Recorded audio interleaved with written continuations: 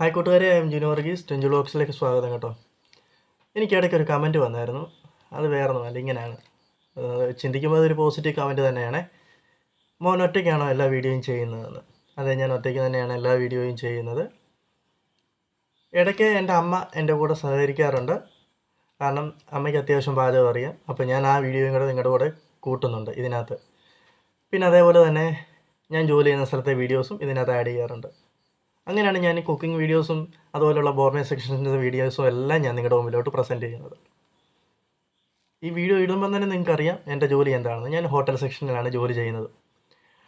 ഇപ്പോൾ വീഡിയോ ഇടുന്ന സമയത്ത് അല്ലെങ്കിൽ പ്രസൻറ്റ് ചെയ്യുന്ന സമയത്ത് ഞാൻ ഒറ്റയ്ക്ക് നിന്നുകൊണ്ട് തന്നെയാണ് ക്യാമറ ഇതെല്ലാം സെറ്റ് ചെയ്തെടുക്കുകയും എഡിറ്റ് ചെയ്യുകയും ചെയ്യുന്നത്. അപ്പോൾ അതിൻ്റേതായ പോരായ്മ ഈ വീഡിയോയിലെല്ലാം ഉണ്ടാകുന്നുണ്ട്.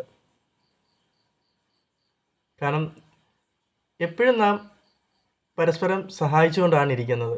പക്ഷേ ആ സഹായം നമുക്കെന്നും കിട്ടണമെന്നുമില്ല. അത് ഏത് രീതിയിലായാലും എങ്ങനെയായാലും, ഇപ്പോൾ സാമ്പത്തികമായിട്ടായാലും അല്ലാതെ മോറൽ സപ്പോർട്ടായാലും നമ്മൾ ഓർക്കും നമ്മുടെ കൂടെ ഇന്നും ഒരു സഹായം ഉണ്ടാകുമെന്ന്. പക്ഷേ നമുക്ക് ഇന്നും ആ സഹായം കിട്ടണമെന്നില്ല. പക്ഷേ ഞാൻ പറഞ്ഞു വരുന്ന അതൊന്നുമല്ല. അപ്പോൾ അല്ലെങ്കിൽ ഞാൻ സംസാരിക്കുന്നതും അതുമല്ല. ഇത്രയേ ഉള്ളൂ. എനിക്ക് എൻ്റെ കൂടെ വീഡിയോ എടുക്കാനായിട്ട് ഞാൻ തന്നെയാണുള്ളത്.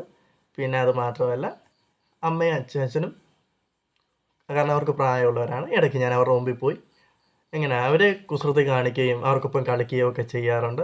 അങ്ങനത്തെ വീഡിയോ ഞാൻ ഇട്ടിട്ടുണ്ട്. നിങ്ങൾക്ക് അറിയുകയും ചെയ്യാവുന്നതാണ്. അതൊക്കെ കാണുന്നവർക്കാണെങ്കിൽ അതൊക്കെ അറിയുകയും ചെയ്യാവുന്നതാണ്. അച്ചാച്ചനിപ്പം വയ്യാത്തതുകൊണ്ട് ഞാൻ അച്ചാച്ചൻ്റെ അടുക്ക് അധികം കുസൃതി കാണിക്കാനൊന്നും ചെല്ലത്തില്ല. അപ്പോൾ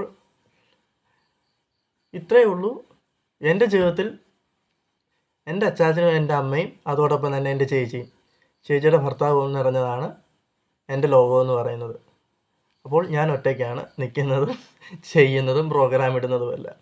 എല്ലാ പ്രോഗ്രാംസും എൻ്റെ സന്തോഷത്തിന് വേണ്ടി മാത്രം ഉള്ളതാണ്. എൻ്റെ മനസ്സിൻ്റെ സന്തോഷത്തിനാണ്.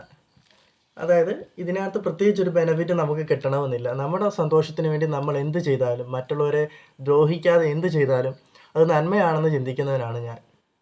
അപ്പോൾ അടുത്ത ദിവസം വീണ്ടും ഒരു വീഡിയോ ആയിട്ട് തീർച്ചയായിട്ടും എത്തുന്നതായിരിക്കും. Thank you.